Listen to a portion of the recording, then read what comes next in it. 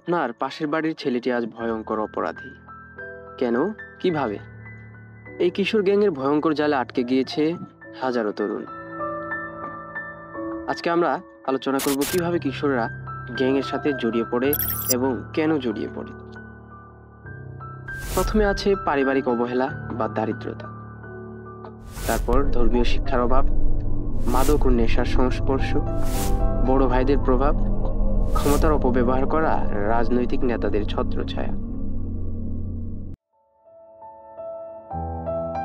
পারিবারিক অবহেলা বা দারিদ্রতা, যখন পরিবারের মধ্যে অশান্তি থাকে, যেমন মা বাবার মধ্যে বিবাহিত সমস্যা, পরিবারের সহিংসতা বা একে অপরের প্রতি অবহেলা, তখন কিশোররা এই পরিস্থিতি থেকে উপকারের পরিবর্তে হতাশ হয়ে পড়ে। তারা অনেক সময় পরিবারের বাইরে এক ধরনের নিরাপত্তা ও প্রাপ্তির খোঁজে গ্যাংয়ের সাথে নিজেদের যুক্ত করে নেয়।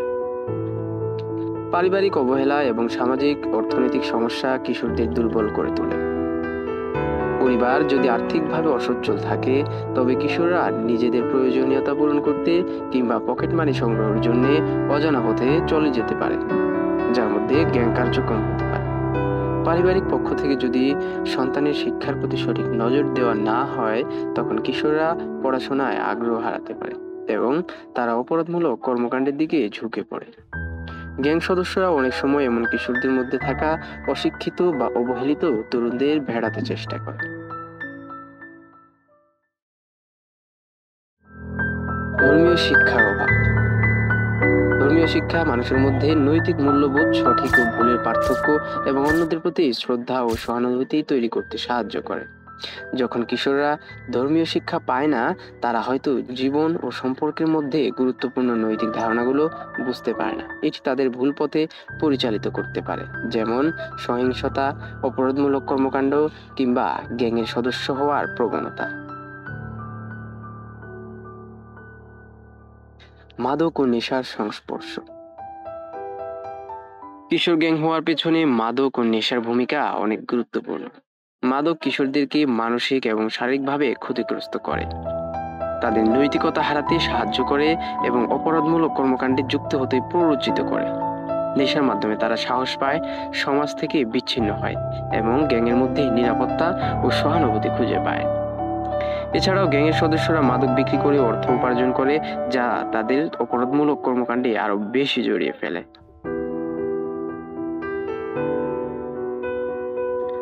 বড় ভাইদের প্রভাব। কিশোর গ্যাং হওয়ার পেছনে বড় ভাইদের প্রভাব অত্যন্ত গুরুত্বপূর্ণ। বড় ভাইরা অনেক সময় ছোটদের জন্য আদর্শ হিসেবে কাজ করে এবং তারা গ্যাংয়ে নতুন সদস্যদের প্রশিক্ষণ দেওয়া বা পরিচালনা করতে সাহায্য করে। ছোটরা বড় ভাইদের থেকে নিরাপত্তা, মর্যাদা এবং শক্তির অনুভূতি পায়, যার ফলে তারা গ্যাংয়ের অংশ হয়ে ওঠে।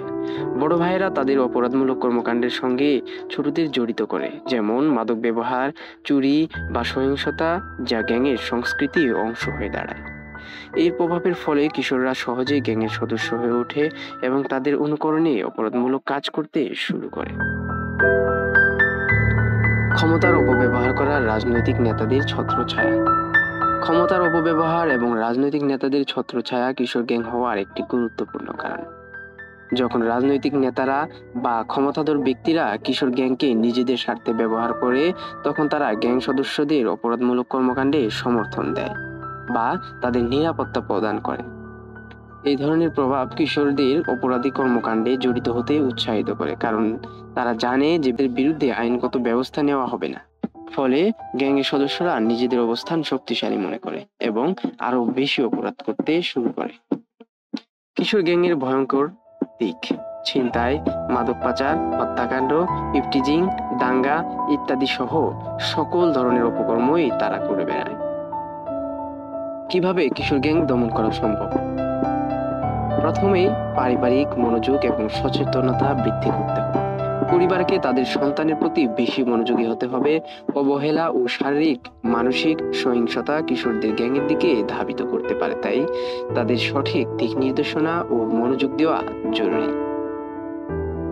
কিশোরদের মধ্যে শিক্ষার মান উন্নত করা এবং তাদের সঠিক পথ দেখানো। স্কুলে ও কমিউনিটি সেন্টারে তাদের জন্য বিশেষ প্রশিক্ষণ ও কার্যক্রম আয়োজন করা যেতে পারে। আর্থিক এবং সামাজিক সহায়তা।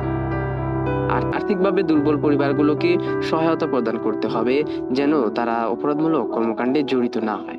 যুবকদের জন্য কর্মসংস্থান, প্রশিক্ষণ এবং বিকল্প সুযোগের সৃষ্টির মাধ্যমে তাদের অপরাধমূলক কর্মকাণ্ড থেকে দূরে রাখা যেতে পারে। মাদক বিরোধী কার্যক্রম। কিশোরদের মধ্যে মাদক দ্রব্যের ব্যবহার কমানোর জন্য সচেতনতা বৃদ্ধি ও মাদক বিরোধী অভিযান চালানো যেতে পারে।